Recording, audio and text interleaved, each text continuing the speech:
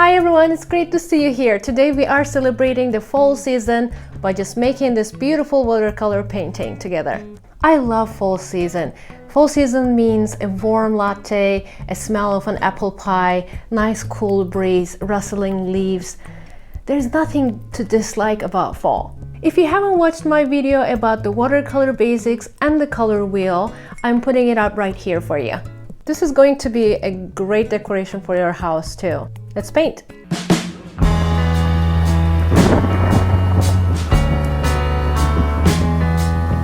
Let me talk to you about the color wheel first. Color wheel shows the primary, secondary, and tertiary colors. If you look at the colors that are across from each other in the chart, they are called complementary colors. For example, violet and green, orange and blue are complementary colors. They look great when you use them next to each other. The colors will pop. But if you mix them, then you are in trouble. You get a very ugly, muddy color. As you can see here, I'm showing you some examples of that.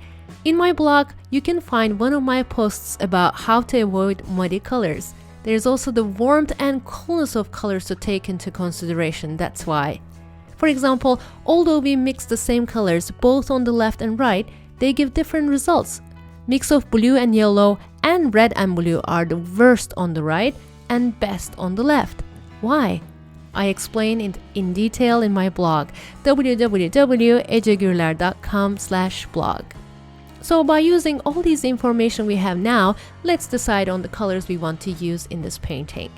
I want to use blue and orange colors for the pumpkins. And also, somewhere in the painting, I know that I want to use violet with yellow and green and with purple.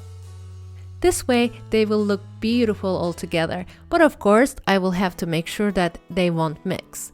After I applied masking fluid in places that I want white, I started with splashing with warm colors to my already wet paper.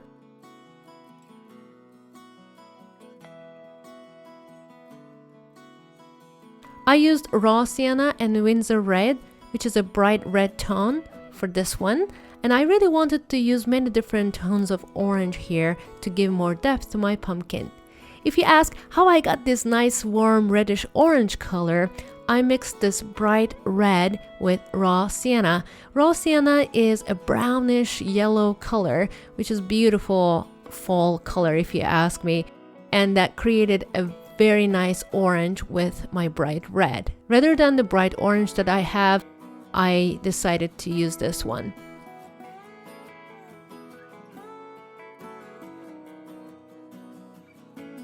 Another way of creating is you can mix the same red with a warm yellow, which is Orlean yellow in my case. Again, it will create a beautiful autumn orange.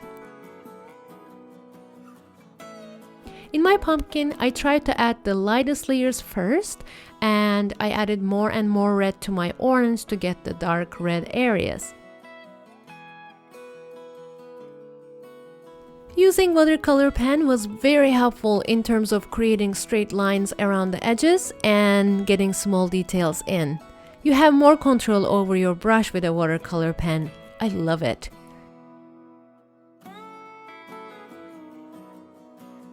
I'm almost done with the pumpkin surface. You see in the upper right video, I'm showing you another way of creating a warm orange. Like I said, I mixed warm red and warm yellow for this.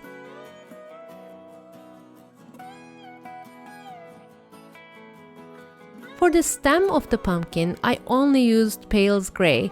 For this one, I used less water for the shadowed side and more water for the lighter parts. After I made sure it is dry, I added some lines with the darkest shade of Payne's Gray.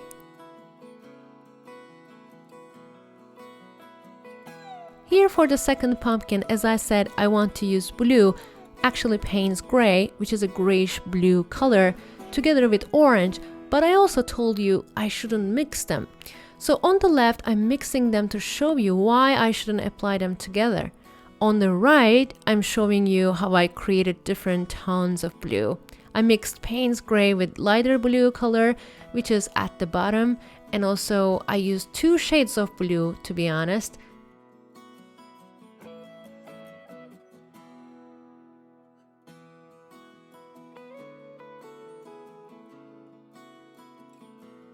Here you are seeing me testing two blues. I decided to go with the bottom one. Now, in order not to get that green color, I'm going to add my Payne's gray and blue colors first, then I will apply orange color after blue dries.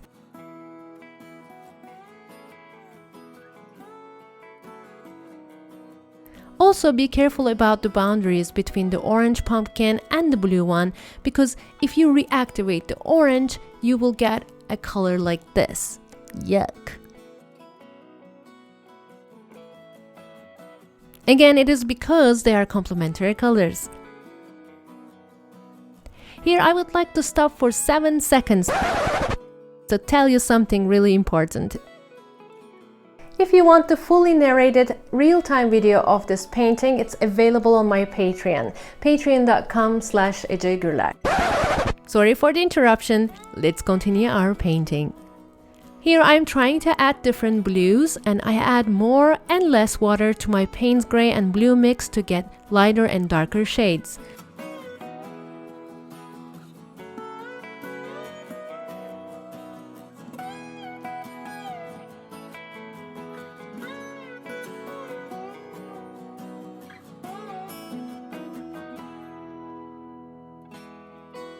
While that's drying, I'm also working on the leaves on the tub.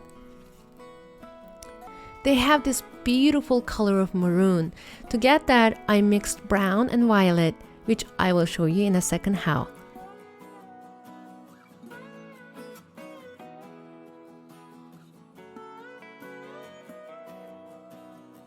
Once you make sure your blues are dry, go in freely with your orange and add those beautiful details.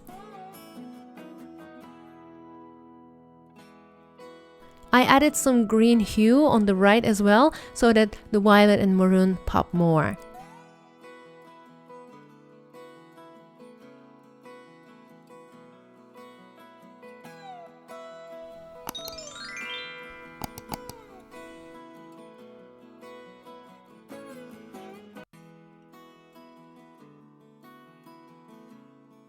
Adding the darker reds now and darker blues with my pen.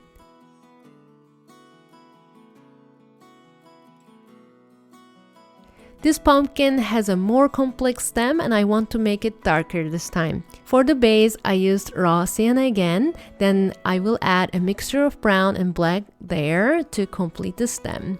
While that's drying, with my watercolor pen, I'm adding other leaf details with the same maroon color and add some swirls with my brown, but for the swirls, I toned my brown down by adding some water.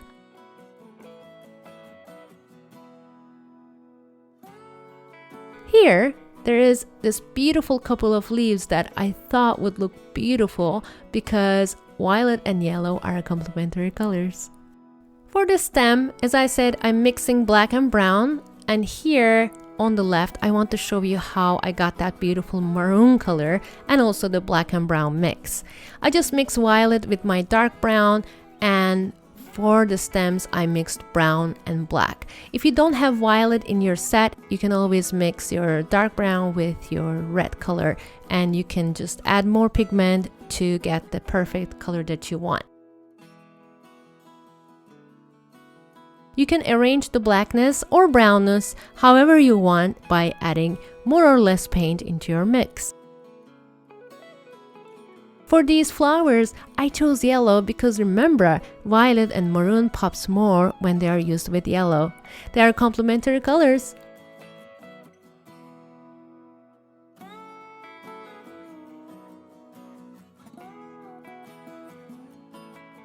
After I remove my masking fluid, I will add some white details with my white gouache.